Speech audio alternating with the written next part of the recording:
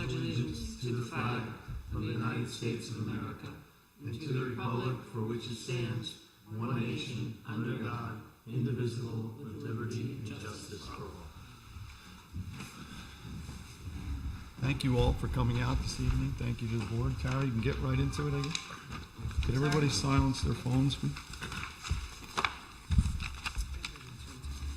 So first we have a public hearing. This is notice of public hearing. Notice is hereby given that a public hearing will be held by the Town Board of the Town of Philipstown on October 18th, 2023 at 7 p.m. at the Philipstown Town Hall, 238 Main Street, Cold Spring. The purpose of the public hearing is to hear comments for or against a proposed local law entitled, "A Local Law to Override the Tax Levy Limit Established in General Municipal Law, Chapter 3C.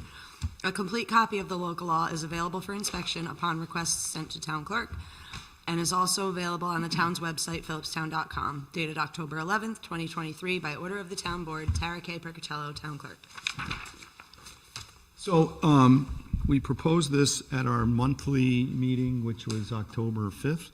We asked the town attorney to draw up a proposed local law, which is required for us to exceed the 2% cap. We have had several discussions within the board, and we've had public discussions about our budget. The budget is available. I think we have copies here. So we are going to exceed the cap. I mean, we don't really have an option. We've had a revenue shortfall, both the mortgage rebate tax. If you guys have the budget in front of you, if you go to page 7 of our budget, is the revenue page of the budget. So if you look at the park and recreation fees, the rec department did not lose money. I shouldn't say that. We just did not meet the projection that we had for 2023. So to be prudent, we have lowered the projection for 2024 considerably. So if you were to take that number of 472,000 at the end of 2023, that's not the end, so that was the end of September. So we still have 1 quarter left to go. Presuming we get that 1 quarter, that 25%, would bring us to a total income for the rec department for 2023 of $590. So that's why the projection of $600,000 is reflected there. But we did have a $65,000 shortfall in the rec fees for the year. So we are reducing that to $600,000. We also have some issues with, I spoke to the rec director today, we have some issues with recouping rec funds. So people are coming to programs, their kids are in the programs, and they're not paying their bills. Just for summer camp, we are down $20,000. So they do their best to recoup. We are going to have to, I think the town board and the rec commission and the staff, we're going to have to come up with a program to say, you know, the old saying, no ticky, no laundry. That's what my father used to say. If you haven't paid your bill, you're not going to attend the next program. So I hate to do that. I mean, there is financial hardship in the town, and there is scholarships that are provided if people can't meet it. I don't want to see any kid not play a sport or not go to camp because of a lack of money, but that's a hit for us. We lost 1 day this summer after the July 8th storm. I don't remember if it was Monday or Tuesday of that week, but Route 9D was closed, so we had a closed camp. We lost $6,000 that day because we refunded everybody their camp fee. We didn't feel it was fair to charge people to come to camp if they couldn't get there. 9D was closed. There was no safe way for us to get people in and out of the rec center. So we closed camp, and it was a $6,000 hit. We attempted to recoup that through FEMA, and it was rejected. So it was not a material loss. It was a financial loss, which they are not willing to cover. So that is one loss of revenue for the town of Philipstown currently, and we're going to work on either adjusting the cost of programs. We're certainly going to come up with a plan to make sure people are paying their bills. We need to be paid for these programs. The programs are full. The rec center is thriving. The crew is thriving.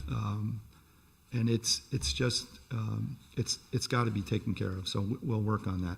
The other shortfall, if you look at New York State mortgage tax, we had, hopefully, we were planning to get, where was our projection? I forget what the projection is, but we are at $164,901 for 2023. We are expected to correct. We were told about another $125,000 is what we think we're going to get in the second payment. Maybe a little more, which would put us at $289,000 total for the year. That is a shortfall of we were budgeting or projecting $425,000. So we didn't come close to that. So next year, we have reduced the projection to $250,000. So that hopefully will right the ship for 2024 and 2025. So that is the two major revenue shortfalls for us.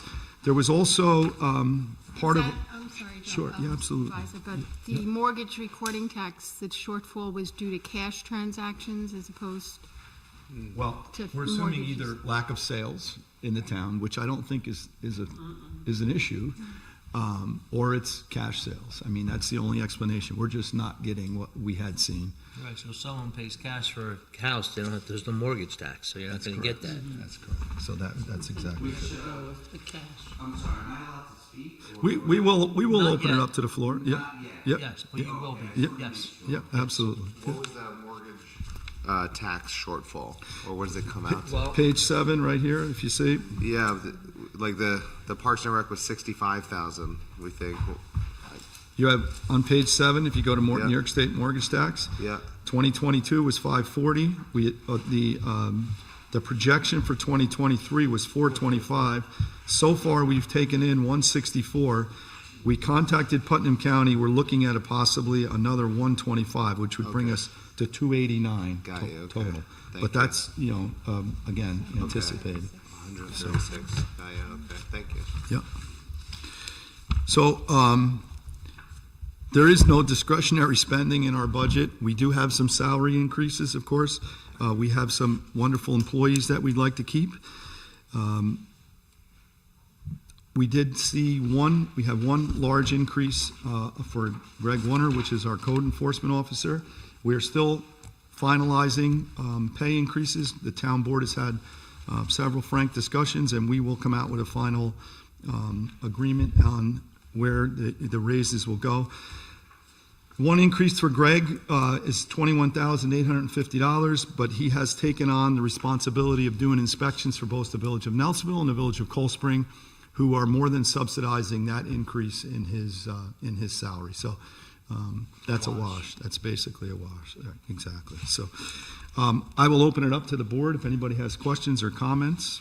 And then well, I'd just like to say, none of us are happy about this increase, but really, our hands are a little bit tied, to be quite honest, with inflation and the shortfalls that we had.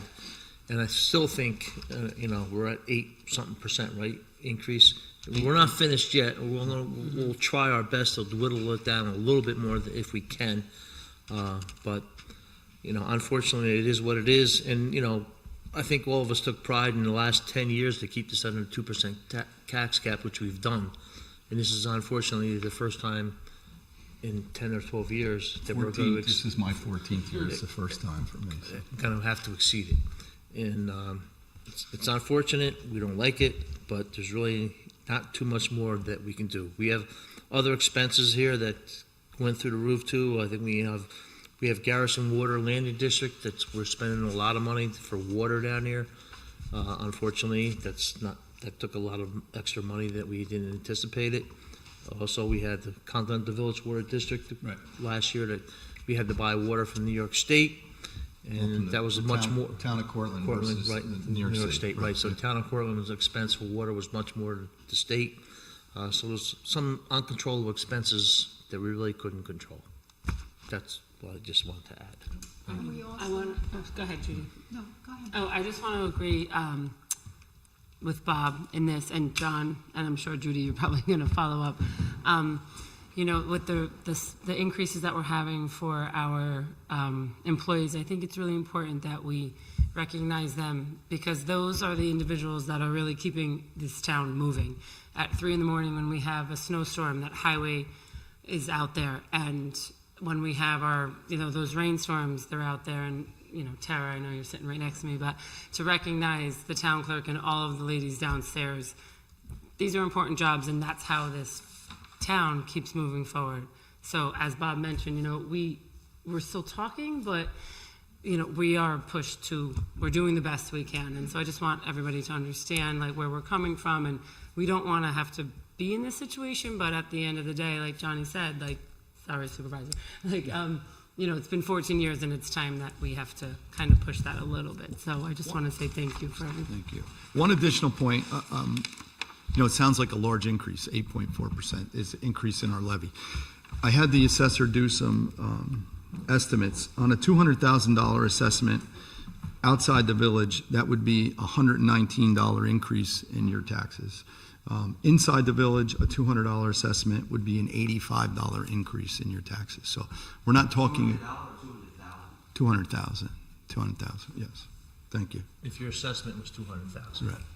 $200, I would be. Yeah, sorry about that. I misspoke. Appreciate it. Thank you. So that, I just wanted to get that out there. So we're not talking about, listen, any bit of money in when you're paying, what we're paying for gasoline and so on and so forth is a hit to every family. We don't want to be here, but this is where it is. And it costs money to run the town, unfortunately. So, yes. I just wanted to add that I have heard from residents who are concerned about the increase, and thank you, John, for explaining it in dollars, because I think when you see the headlines, you know, 9 or 10%, it really does freak people out, and I think you have to put it in context. And we all know the cost of everything is going up, and including there are also mandates, you know, the minimum wage, we have to meet those requirements. We don't have a choice as a town. But I do think I'd like to see it a little bit less than, you know, what has so far been proposed. We can work on that and identifying more savings for the taxpayers and the residents. And just as John had, the supervisor alluded to earlier, there are some things, you know, that have come to light recently, and we can look at improvements in our, in how we're organizing our revenue streams and programs that all of the residents seem to enjoy. We have great programs at the rec department. We have a wonderful highway department, but they have been really stressed this year with a number of storms and roads washed out, and all of that costs money. And you don't realize it until you're missing the services. So we don't want anyone to miss any of the services that the town provides. Thank you. John, can I just ask a question? I don't know if it's to you. Like, you can call me Supervisor.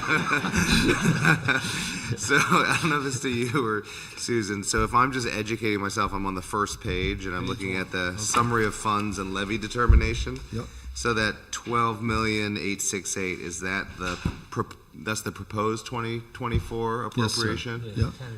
And then the next column to the right, that's kind of what we need. That 2.4 million is Estimated revenues. So is that showing us that we're in a net, that's how much we need to raise? Is that based on, like, if the tax cap was in place, how much we would be down? How do I? So you have, this is the total appropriation, less revenue, which is what we're anticipating, less the expended, unexpended balance gives you the 9,501,000 at the far right. Got you, and that's what we need. That's what Correct. the 8 So am I doing that correct? The tax cap is based on townwide. No, but I mean just that column. We're just going. Yeah. That's The the tax. 9.5. The amount to be raised Taxes. in taxes. Correct. Is based on the tax cap in townwide, TOB, highway. Town outside village, correct. And that's the 9.5 in the far right column. That's Yes, which is an 8.4% increase from 2023. 2023 was 8,764,311. That's where we're getting the 8.4%. Thank you. So, and out of that difference, 240,700 is a shortfall in our two main revenue streams. There was a $56,000 increase in the North Highlands Fire Department budget, and a $15,200 increase in the Garrison Volunteer Fire Department, so, which is all included in our bottom line. Got you. Okay, thank you. Included in the tax cap. Those Correct. amounts for the two fire districts and library excluded. Correct. So you- Yes. and Okay, thank you. Okay. So, are you guys all set, or we'll open it up to the public? Public. We'll get to your specific budget once this is complete, but, so anybody comment? If you could come up to the microphone, please. How are you, Carlos? Good. Hi, everyone. I am Carlos Salcedo, I'm resident of Philipstown for as long as I remember. I learned English, so if I have any accent, it has to be a little bit of a Philipstown accent on this. Well, anyway, right to the point, this is a 400% increase or something like that. It's a pretty sizable one. And I'm here because I've been reading articles, I've been reading comments, and I think one of the things that we as citizens need perhaps is to be better informed as to why we're coming to this point. It's not like for 14 or 16 years or 14 years we had a 2% and all of a sudden, my gosh, you know, we're going to catch up with the years that we have not increased the budget and the levy. Also, we have the school, Haldane School, talking about a major investment. So when you see from the point of view as a taxpayer, I am I pay taxes for my home, I pay taxes for my business. So then you look at how one is going to be dealing with this environment. So I have a few direct questions. Sure. One, did we happen to have a reserve over all these years for emergencies? And if so, have we spent it, or how did we go about that? We have several different capital reserves based on the programs where they're assigned. We did take a portion of that to pay for the losses at Garrison Landing Water District. So a lot of our reserve fund has been depleted on that, including we used ARPA money towards that as well. We finally have a light at the end of the tunnel. We have an obligation to provide water to Garrison Landing.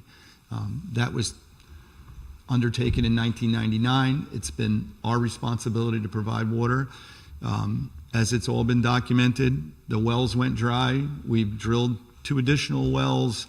We are now, we finally have a patent well that's yielding 30 gallons a minute. And now it's the process of connecting it with the engineering is almost complete. It's before Putnam County Board of Health for approval. Once that happens, we'll be trenching to the well and hopefully not ever purchasing water by the gallon again, because it's expensive. It's a system that we inherited, and unfortunately we are obligated to do it. So that is our biggest loss of our capital reserves. And also a follow-up question.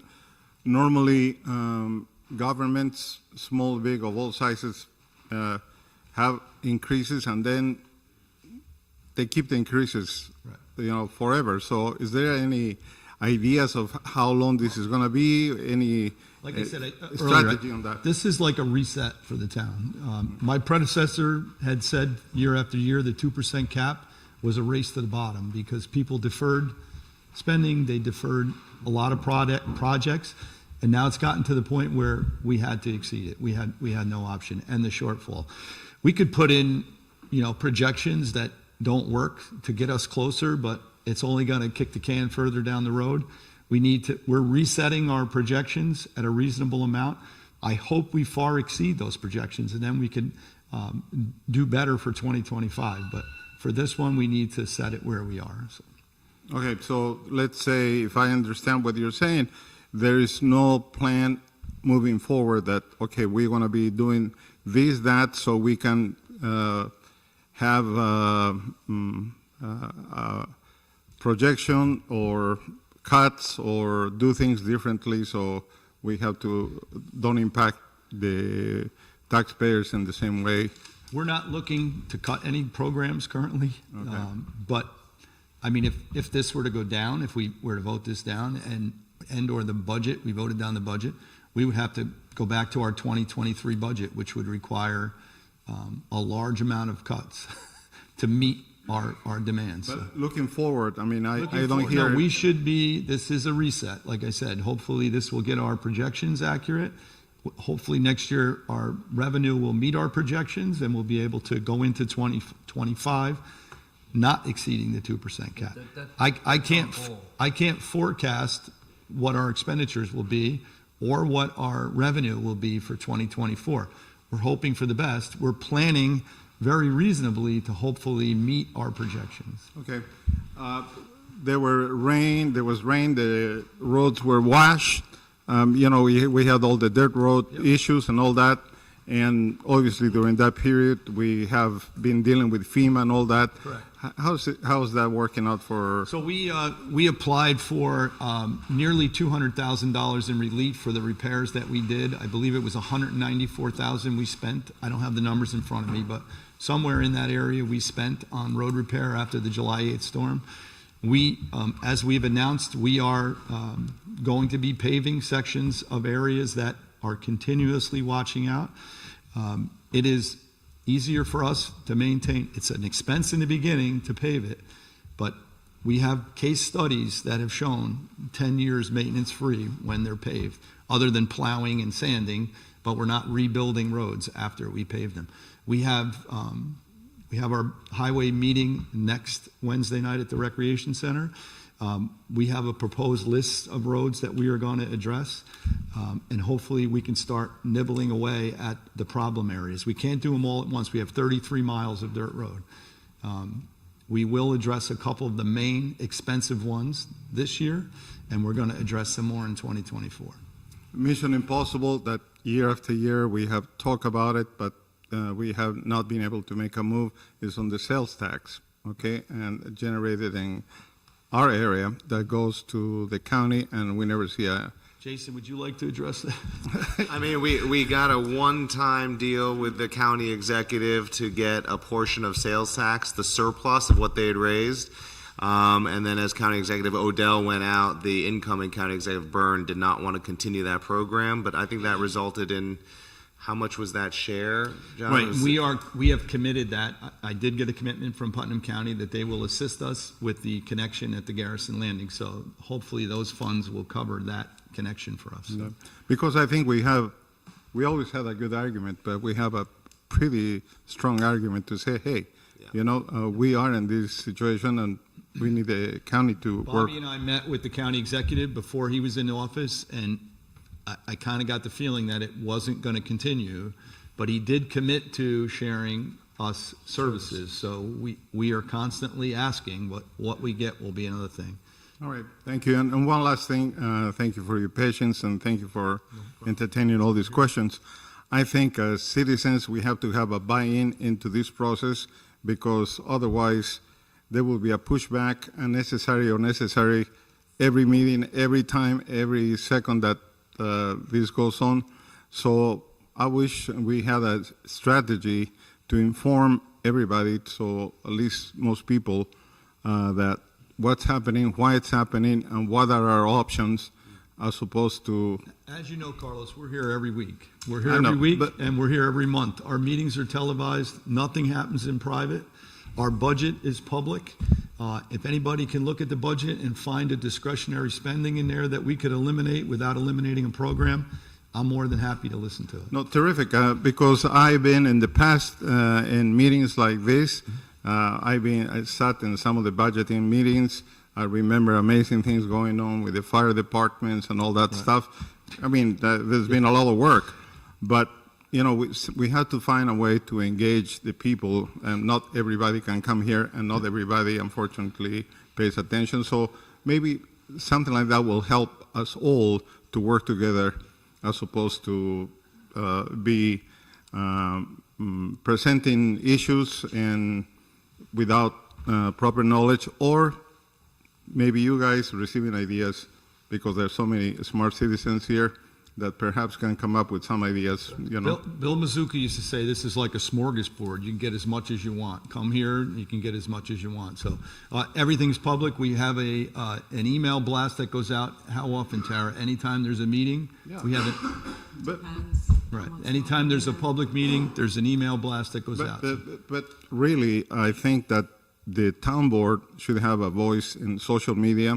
There are many I don't do sites, I know, but maybe as a town board, should be able to communicate what's going on. Perhaps, you know, information is better. Okay, that's all Thank I you. have to say. Thank you for your Thank you, patience. Carl. Thank you, sir. Appreciate it.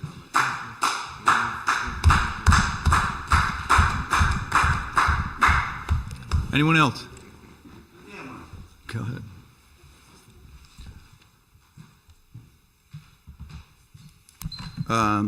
Hello, testing. So, Your name, sir? Your name? oh, sorry, Daniel Morales. I live in Nelsonville. Okay.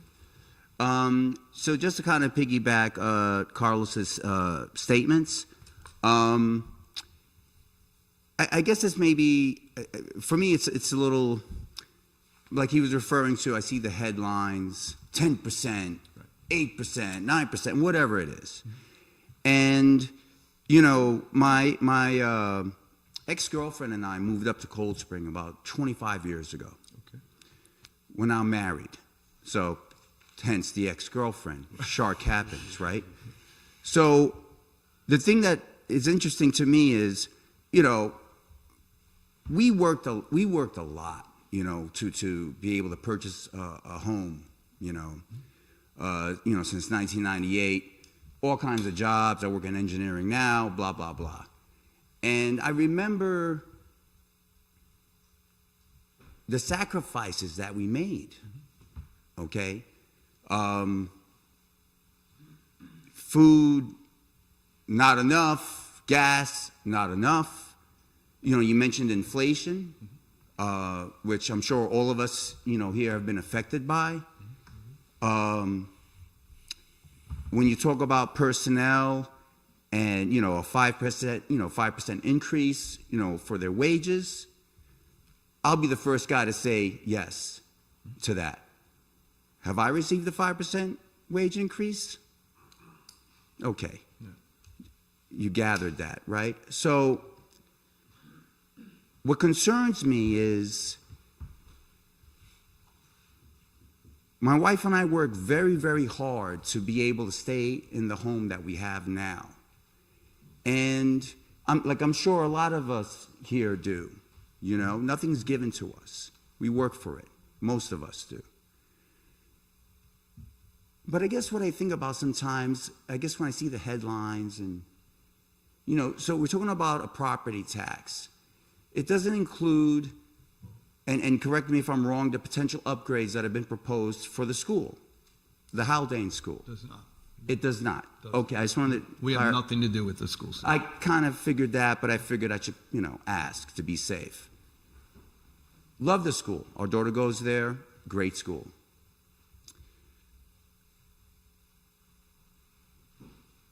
We moved out of Manhattan 25 years ago because we couldn't afford it anymore. Our families are still there, moms, siblings, everyone. We couldn't afford it anymore, so we moved to Cold Spring. And I'm getting like this sneaking suspicion that are we going to be able to afford to live in Cold Spring or Nelsonville anymore, right? Are we going to be able to sell our house if we had to, which we did not intend on doing so, to move 50 miles north and still not be able to afford the house? So I guess what I'm saying, or what I'm asking is, in retrospect, in 2020 hindsight, we went from a 2% cap to 8.9 or whatever the number is now. 8.4. 8.4, okay.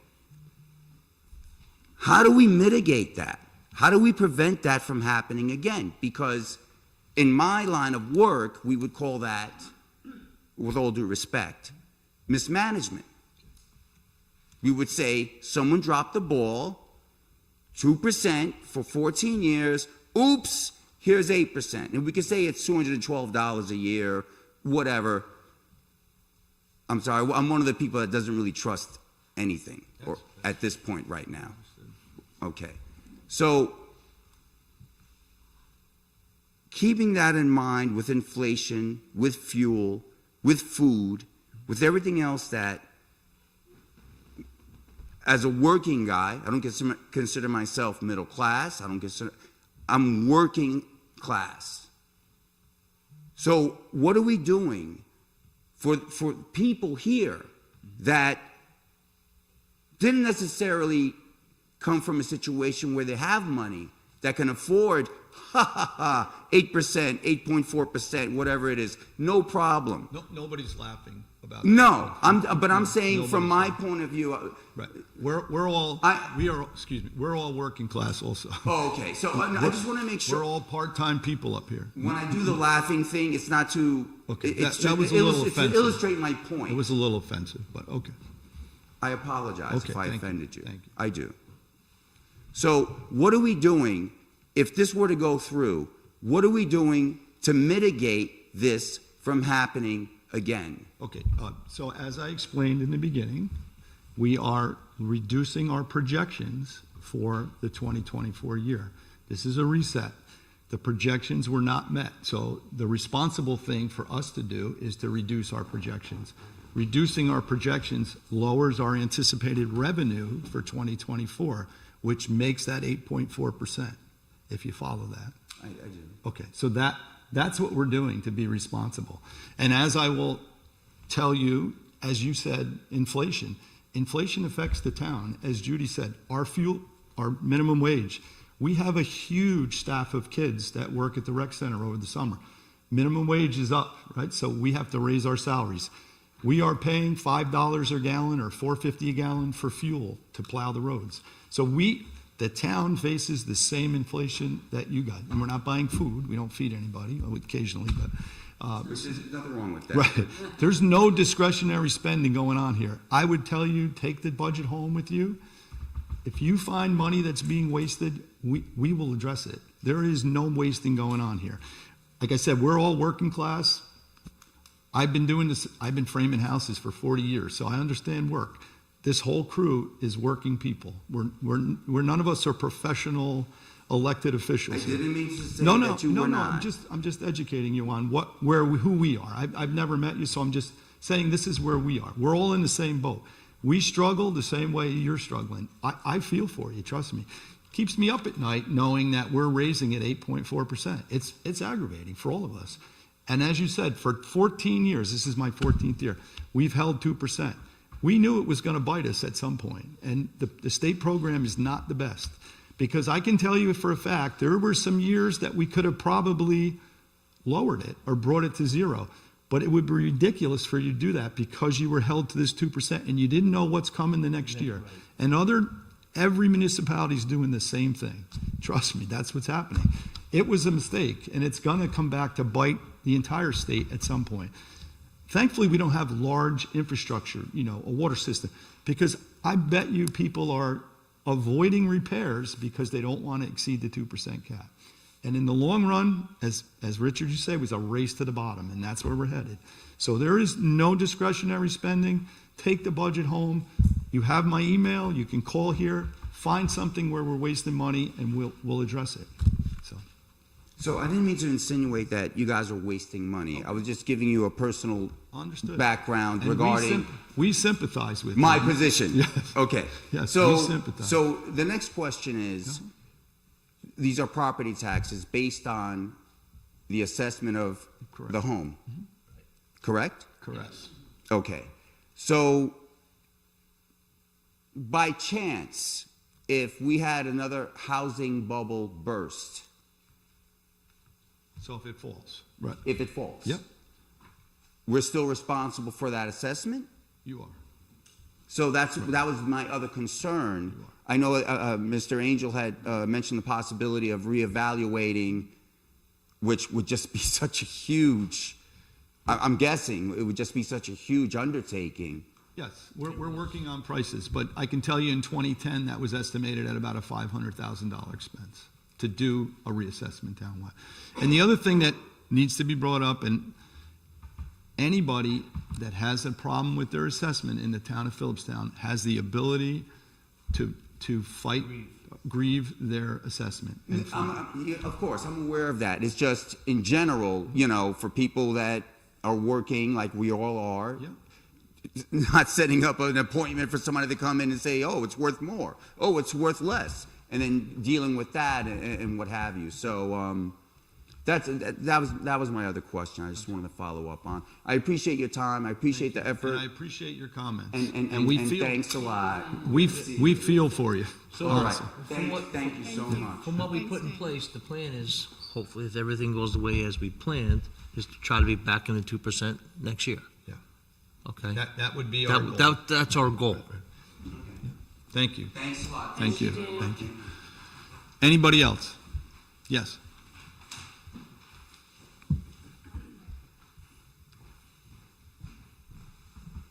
Hi, Teresa Lagerman. I'm in the village of Cold Spring. Could you just speak? I am hard of hearing. I apologize. There we go. And I Just want got to hear bring what it down. Yeah, Teresa Lagerman. I'm in the village of Cold Spring. I think to build on what he said, I think for a lot of local families, property taxes are like a second mortgage. So this is why it's, concerning to see numbers like this. I would like to urge the town to maybe explore opportunities to drive revenue. One thing that comes to mind, which is a need that I have seen for a long time, and that I think the rec center could help address, is programming beyond 5th grade. Like, our teenagers don't have a lot going on in the town, and there's some things that the rec center does for the older kids once in a while, and they're super successful. So I think that's an opportunity to address a need in the town and a potential source of revenue. And also, see if there's opportunities for consolidation, reduce efficiencies. I'm sure you've looked at them all. But I would like to urge, exploring creative ways to drive revenue. Thank you. Appreciate it. Hi, gentlemen. Anything else? Good. So, can I get a motion to close the public hearing? So moved. Second. Second. All in favor? Aye. And I vote aye. So I would like to go ahead and we have a resolution before us to vote on for tonight to exceed the tax cap. This will enable us to meet our expenses and to go ahead and formulate the budget.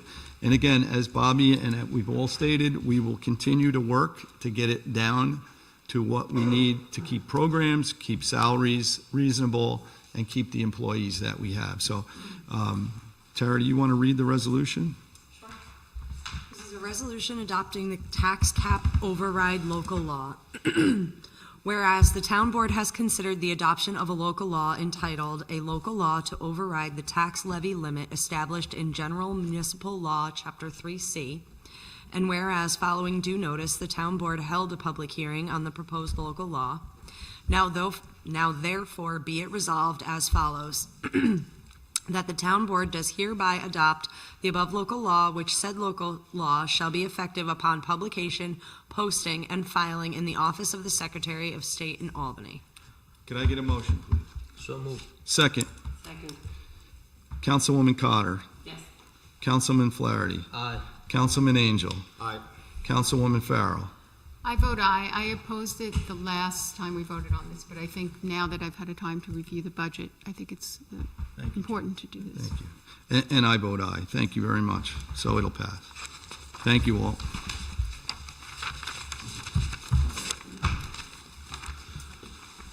Okay, moving on to the emergency services budgets.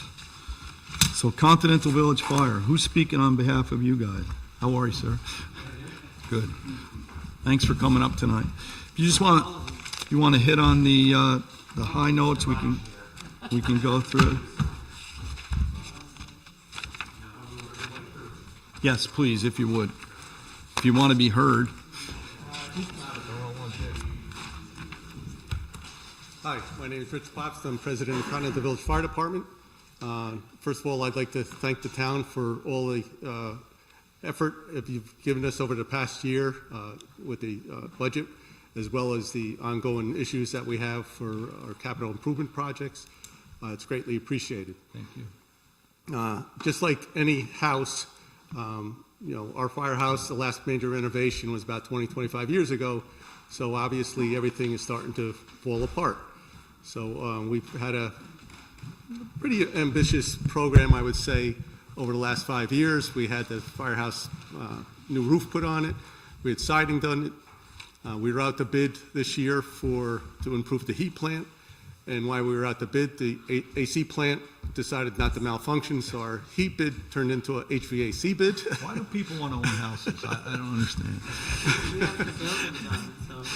And then, as you're well aware, we're putting a new entrance in to try to help. We're striving on a lot of energy savings right now. Actually, the new heat plant we're going in is going to be a lot more efficient than what we had before. We're going to be eliminating 2 oil burner furnaces, going with a heat plant. So, we're hoping to strive for, improving our energy savings as well as reducing our heat fuel costs. And our front door was a major issue. When the building was first built, the entrance wasn't really properly done.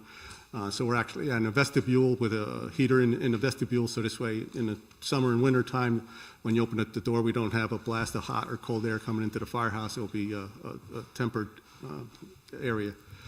And then the last contract that we signed this year was in lieu of replacing our tanker, we're actually refurbishing our tanker.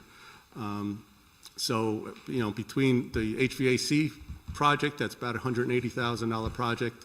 The front door vestibule is about a $90,000 project.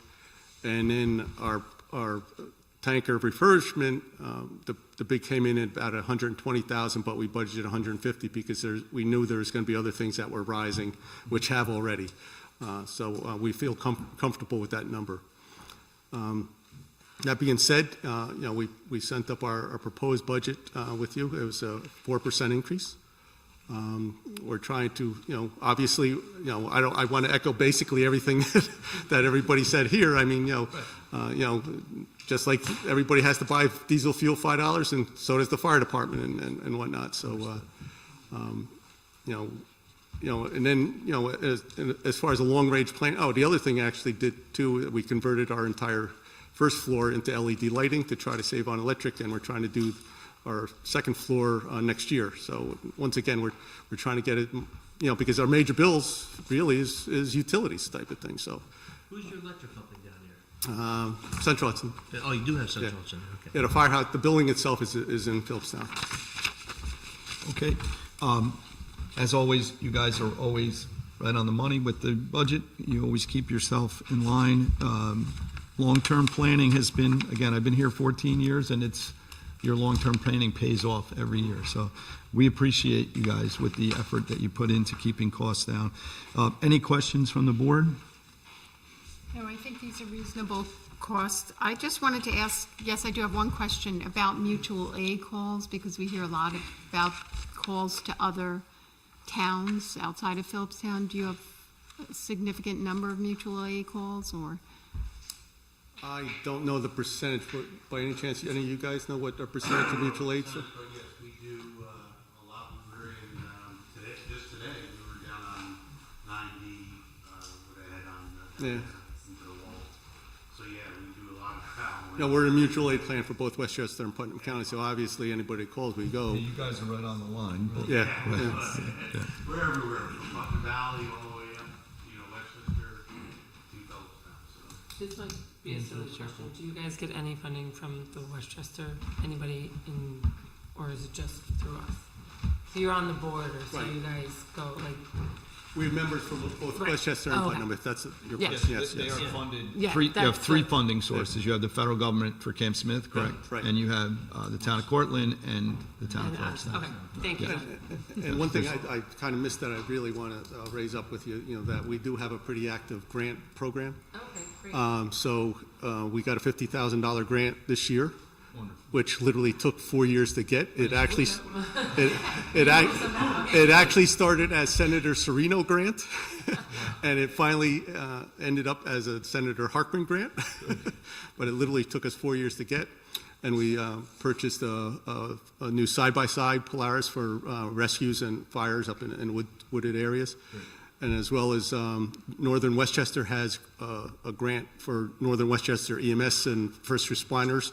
We got a $5,000 grant on that, which paid for new airbags that we had to replace, and we'll be going after, that's a yearly thing, so we'll be going after that as well this year. Great work. Thank you. Any other question? No. Good. Thank you, sir. Appreciate it. Thank you so much.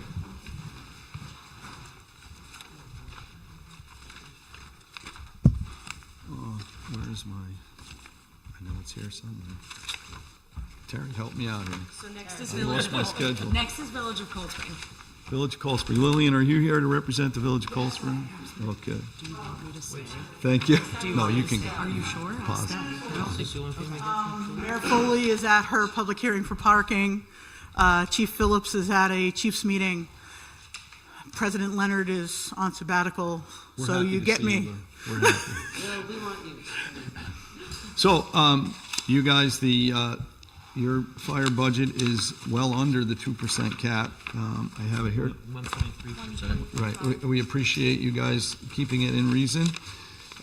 Any questions? I don't know if you're prepared to answer any questions. I currently have none, so the chief did check with me today if I had any questions, and I said I really don't.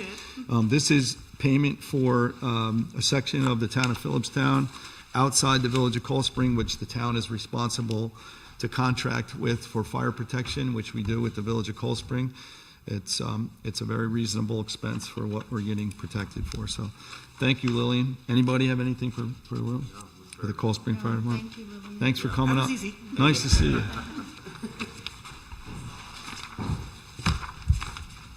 Next up, Garrison. Peter, how are you? Everyone? Yes. So you have submitted one budget. Yeah, well, you can just stick with the original one at the 2%. You can. Yeah. Okay. Because we got an Given your update. circumstances, you know, of course, the board said, oh, they're raising it 8%. We might as well get our piece, but Yeah, you know, no, it's no, not, that's it's not not the quite way it that way. Yeah, it's not a free quite that for all. way. So you're staying with the 2%? Correct. Okay, perfect. Anybody have any questions for Garrison Ambulance? So this budget just reflects a 2% increase? Is that the? So we got an updated one. We had a preliminary budget, which was at 2%, and then we got an update yesterday, I believe. The only thing that really changed on that, besides the increase request, was, and we're re-quoting that and pursuing it now, but looks like we're getting almost a 20% increase on our insurance coming up in December, but we're dealing with that. Okay, great. And like everyone, have expenses that we...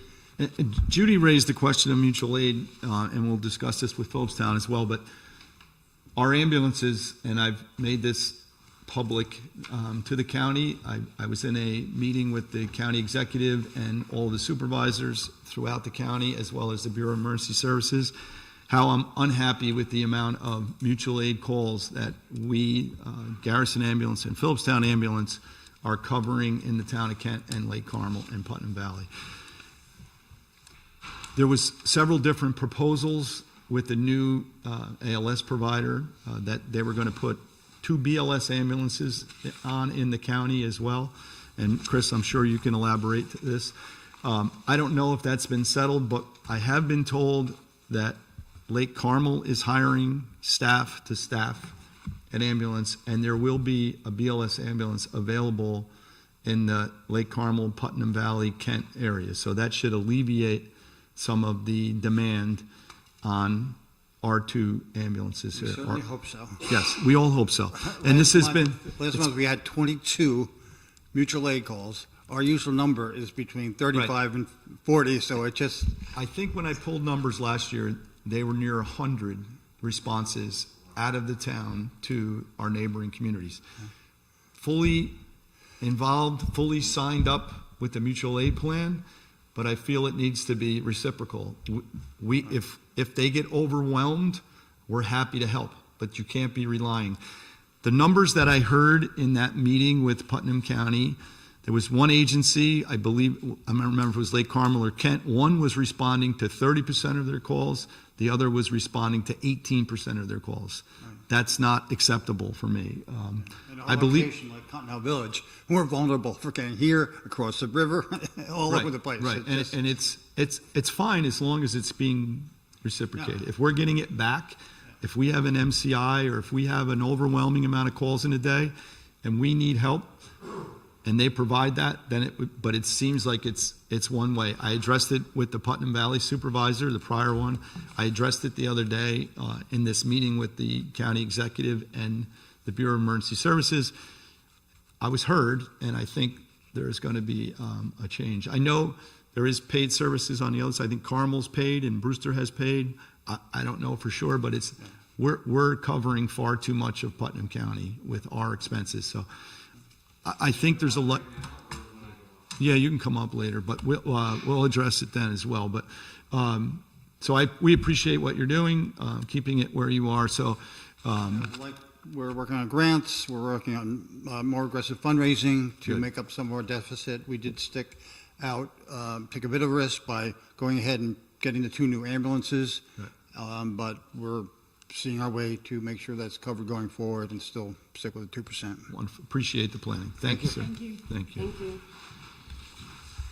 PVAC, come on up, Chris, you're on.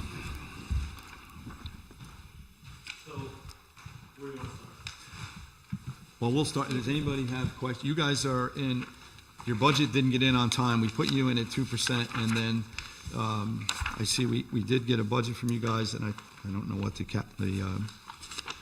you were over It's 5%. 5%, you are? It's like 20,000 and change. 5%. Yes. And I'm sorry, could you just review some of the factors that went into that So calculation? I can't remember off the top of my head, but certain factors in there that I sent. Propane is almost, not propane, oxygen is almost doubled. The payroll is always an issue. Raises are good, but when you got to pay overtime, you got to pay a bigger amount. We've had we had to get new tires, that was a thing. What else is on there? Something else was over. It's all. Do you have it there? I don't have it with me. So, look, again, there's demand from our surrounding communities, and I know PVAC takes a lot of them. So I will tell you, based on, yes, when you did originally contact the town a year ago, we were doing a lot more calls. We were not doing as much.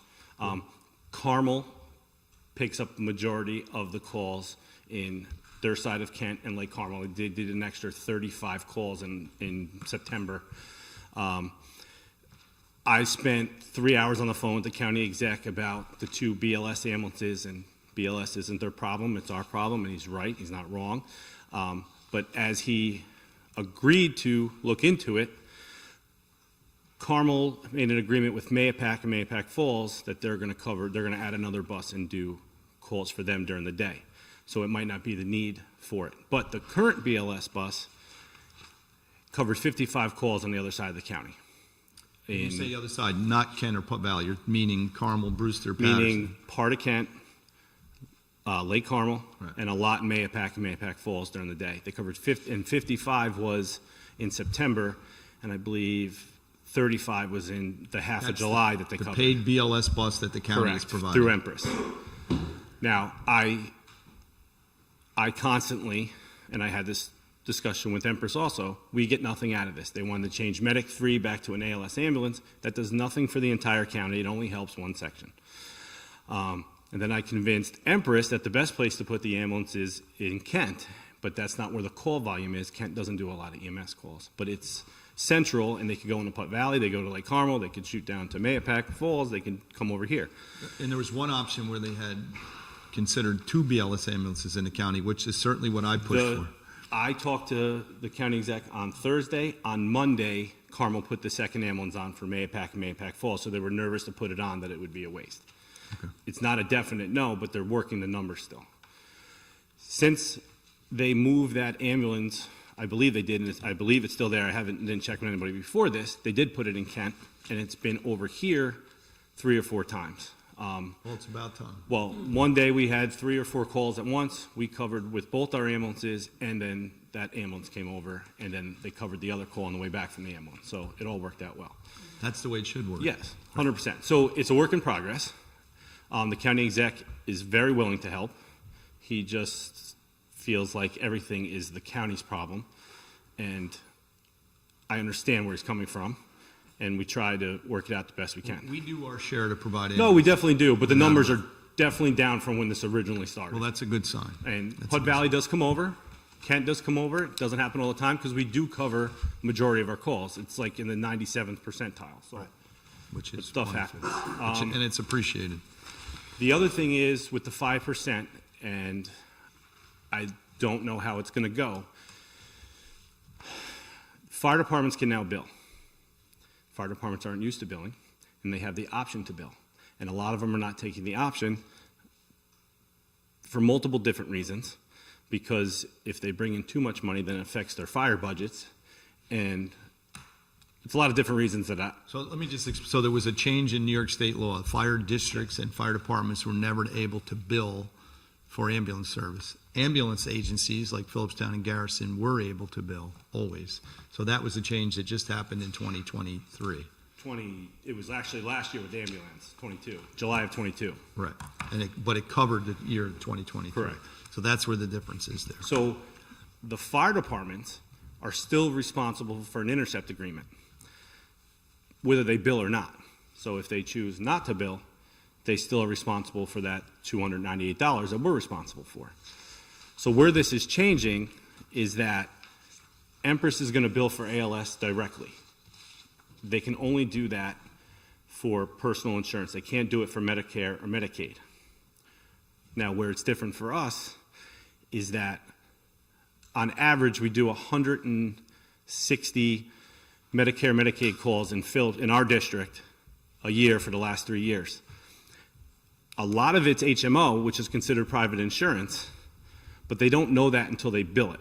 And then when they bill it and it gets kicked back, we're responsible for them. So I don't know. There's no way I can figure out how much I'm going to owe them. It could be $60,000. It could be $45,000. It could be. So we need to explain. So the way the county ALS system works, they're subsidized by Putnam County. Correct. And then when they respond to a call, if they come to pick me up at my house, they determine me an ALS patient. They also bill me for directly. Correct. And then you guys are responsible for a portion of that. So the difference is that for Medicaid and Medicare calls, we, the transporting agency, have to bill those. Empress can't bill those directly. We have to. And then depending on if it's an HMO, which is, it changes things, I don't know what we're going to get back, and the numbers are different. Is this what explains that? I was going to ask about this. The ALS services on here is proposed 45,000, actual 11,000. Well, yes, and that's different because that's what I was wondering. Yeah. Ambulance didn't bill us. They billed us, I think, 3 times over the course of however long they were here, 19 months. I could get a bill tomorrow for the remainder. I don't know why they didn't bill us. Got you. So we got like 3 or 4 bills over the course of those months, and I don't know why they didn't send it out. You have to hold that in reserve. So because that yeah, bill could just it's come. basically, I don't know how long it has to sit there. These numbers are Got you. obviously proposed for 2024, not 2023. Right. Oh, sorry, did I not And change that? actual for 20. Sorry. The mistake on the number. So there's a lot of billing things that I'm not sure of, and the billing portion is what makes the difference up in our budget over the years. We never have an influx that we're like, have enough money where we're getting, it's just, we're breaking even. And it's difficult. Yeah, thank you. Okay. Any other questions? Good. Thank you. Good. Guys, good? Yeah. All right, thank you, Chris. Appreciate it.